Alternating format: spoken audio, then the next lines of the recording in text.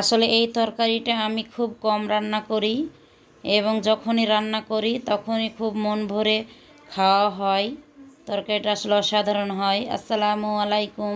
আশা করি আপনারা সবাই ভালো আছেন। আমিও ভালো আছি আলহামদুলিল্লাহ। এখানে উত্তর অঞ্চলের একটা তরকারি, আপনার নওগাঁর মানুষ খুব পছন্দ করে এই তরকারিটা। শীতকালে বেশি তারা খায়। মাছ দিয়ে, সজনে ডাঁটা দিয়ে, আলু দিয়ে এ তরকারিটা রান্না করে তারা। সেজন্য আমি এখানে নিয়েছি 3টা পেঁয়াজ, 5টা কাঁচামরিচ, 3টা শুকনা মরিচ, কিছু রসুন এবং 1 টুকরো আদা পাটাতে বেটে পেস্ট করে নিব।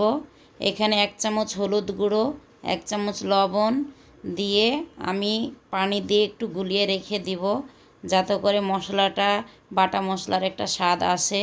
ওই জন্য গুঁড়ো মশলাগুলো একসাথে মিক্সড করে নিয়েছি। এখানে একটা কুমড়ো বড়ি, এগুলো আমাদের চাপায়ের বড়ি।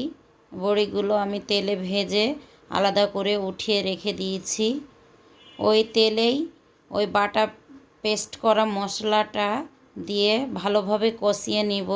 একটু পানি দিয়ে কষাবো, যাতে রসুনের যে কাঁচা একটা গন্ধ, সেই গন্ধটা যেন না থাকে।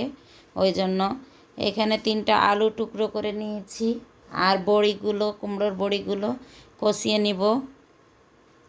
কষানো হয়ে গেলে সজনে ডাঁটা এখানে দিয়ে দিব, কারণ আলু আর বড়িটা একটু শক্ত, কষাতে সময় লাগলেও সজনাটা আবার ভেঙে যাবে। ওই জন্য আমি একটু সময় নিয়ে ওগুলো কষিয়েছি, তারপর সজনে ডাঁটা দিয়েছি।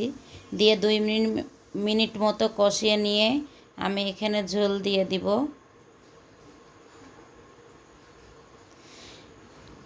এটা আসলে পাতলা ঝোল হয় এবং তরকারিটা অনেক সুস্বাদু হয়। এখানে টমেটো দেওয়া যায়, কিন্তু আমার কাছে আম ছিল তাই আমি আম দিয়েছি।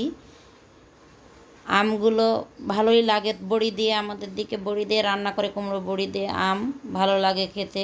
ওই জন্য আমি কয়েক পিস আম দিয়ে দিলাম। আমগুলো একটু সিদ্ধ হতে সময় লেগেছে। তারপর আগে থেকে ভাজা মাছগুলো দিয়ে দিয়েছি। হয়ে গেছে আমার কুমড়ো বড়ি দিয়ে, সজনে ডাঁটা দিয়ে রুই মাছের ঝোল রেসিপি।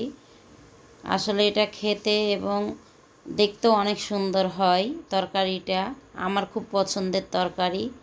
আমার ভিডিওগুলো যদি আপনাদের ভালো লেগে থাকে, অবশ্যই লাইক, কমেন্ট এবং শেয়ার করে দিবেন এবং সাবস্ক্রাইব করে পেজটি ফলো করে পাশে থাকবেন। আজ এ পর্যন্ত। ধন্যবাদ। আসসালামু আলাইকুম।